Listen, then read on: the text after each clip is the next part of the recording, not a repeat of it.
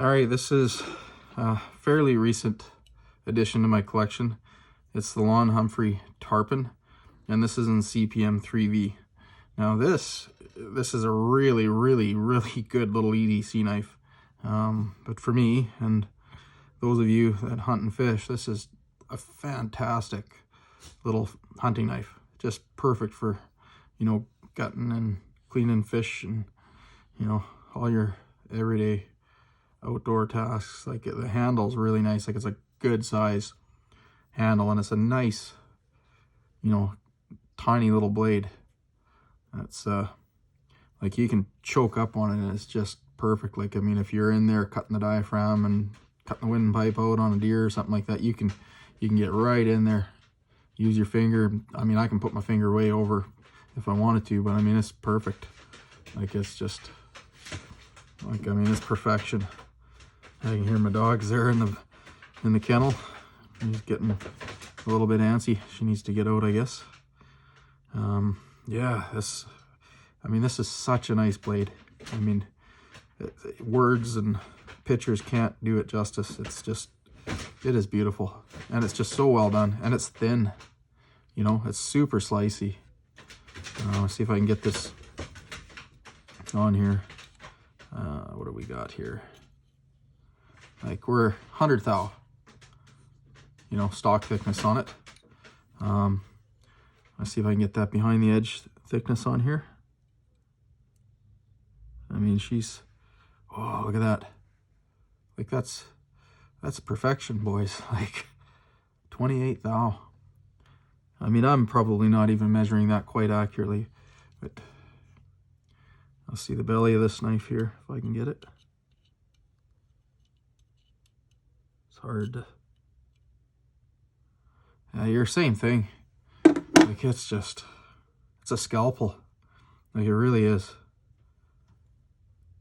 I mean, the blade length on it, and my dirty old tape measure, and playing in the mud lots. Now that is, yeah, where we got here, about just about 2 3/4. I mean, depends on where you want to measure it, right? It's yeah, and it's desert ironwood with the orange liners, stainless Corby bolts. I have no idea what the hardness on this is. I mean, people get caught up on that. It really doesn't matter. But I can tell you, it holds an edge. Everything I have of Lons, they're all real standouts as far as the steel performance. It's, I mean, I've cut a fair bit of cardboard with this thing, so it's, pretty impressive. There's no question about it. I've cut some, cleaned out joints on pressure treated lumber and stuff, doing lap joints on 4x4 posts and different things, and it's never had any touch-ups. I mean, I can tell that, when he ground it, he did that main grind on the edge there with a fairly coarse belt, and you run your finger on it, you can feel the the grind lines a bit. So it's a really aggressive cutter. And 3V is, it naturally is a fairly aggressive cutter. I mean, you're going to notice the difference between 3V and 52-100 in that the edge finish. I mean, 52-100 just loves to have a, highly polished edge. Really good for woodwork. I mean, and then the 3V, my experience, I mean, I like a coarser finish on the edge on any of these high carbide steels, right? They just perform better. Those carbides are kind of like little saws and stuff that are in there. I mean, you can't see them with the naked eye, but you can feel them. Your fingers can tell that edge is, aggressive and toothy, whereas a 52-100 edge, it's going to be sticky. Like when you grab that edge with your fingers, it'll lift your fingerprints, right? Where this one here, I mean, you grab it and you just ever so slightly just move your fingers off to the side, you can feel that bite. I mean, you can do that with 52-100. That's not an issue. It's just that it likes that really fine finish on the edge. So this thing, I mean, this thing's it's a slicing and just a cutting machine. It'll open up a deer like a zipper. Like it's, I don't have very many knives that are, you know, in this ballpark as far as the way they would perform, you know, in a hunting situation. You know, you don't have to, you know, actually put a knife to use to know how it's going to perform. If you've done it enough and you've done it with enough different knives, you just know. You pick up a knife, it's instinctive, like how it's going to work. You don't have to think about it. You don't have to, you know, tell somebody how to use a knife. I mean, that's the whole thing with knives. I mean, we've been using them for how many tens of thousands of years. I mean, it's ingrained in us, right?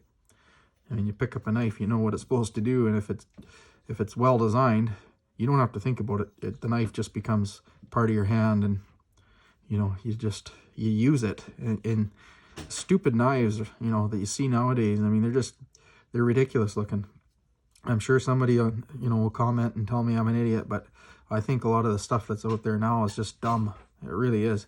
You grab a knife like this, you pick it up, you put it in your hand, and you go, that's a knife that's meant to work. It's a knife that's meant to, you know, do what it's designed to do, right? You grab it, you put your thumb on there, your thumb indexes properly. You don't have to think about it. Your thumb doesn't want to go up there, your thumb doesn't want to go down there. You know, the heel of the handle, it, you know, pockets in, you know, your hand just perfectly.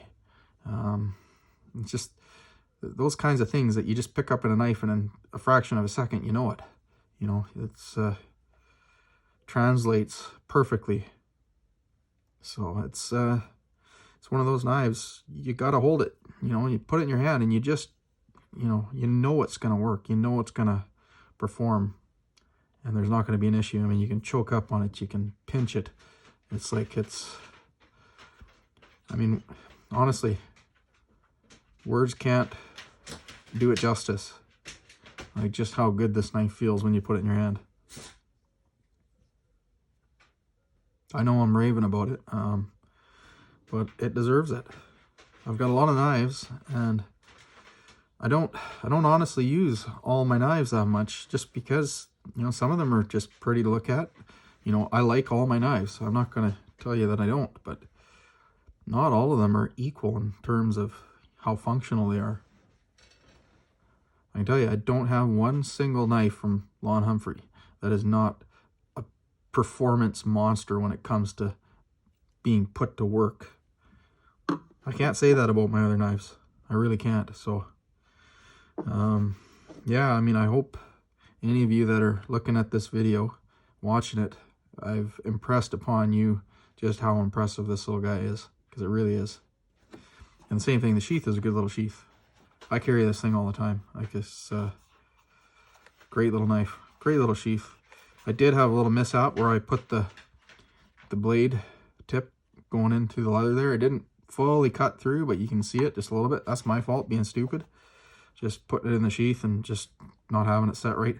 I don't like a super tight belt loop for that reason, because depending on how you're positioned when you're grabbing that knife out of the sheath, you know, your sheath can be sort of cocked this way, or you know, you want to have a little bit of freedom for it to dangle around just a little bit.